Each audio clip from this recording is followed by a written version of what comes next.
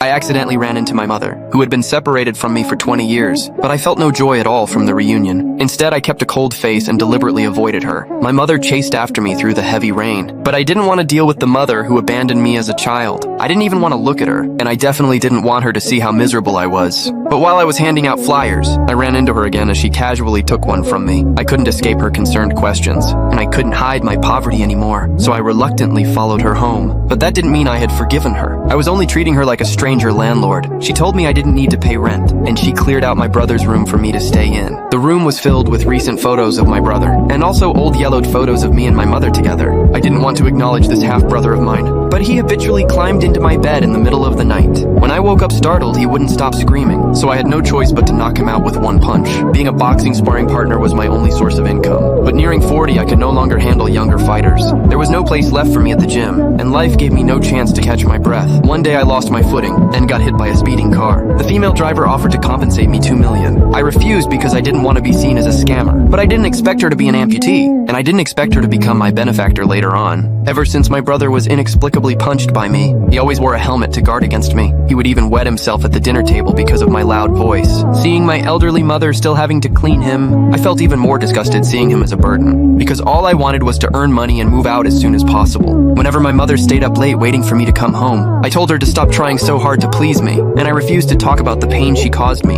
in order not to live in her house for free. I agreed to help take my brother to a welfare center, but halfway there my brother needed to use the bathroom. Unable to hold it in, he ran straight into the bushes. Unfortunately, he was spotted by patrolling officers, so I had no choice but to go to the police station and pay the fine. When my mother heard my brother was at the police station, before I could explain, she started blaming me for being irresponsible. In her anger, she called me a useless man, but her careless words stabbed me deeply once again. Maybe I really am useless. I didn't become independent after being abandoned by her, and I didn't become better after being worn down by society. All the grievances of life I could endure alone, but being wronged by family was what hurt the most. After learning the truth, my mother was filled with regret, but I had already left on my own.